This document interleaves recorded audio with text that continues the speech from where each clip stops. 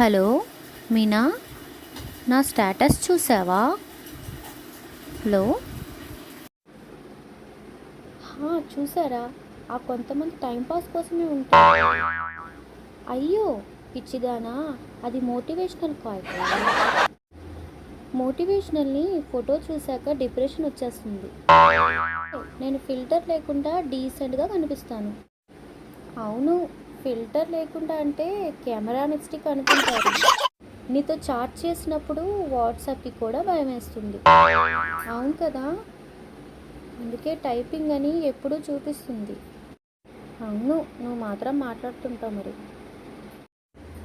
సరే, టీ తాగడానికి బయటికి వెళ్దాం రా, లేకపోతే కామెడీ డ్రామా అయిపోతుంది.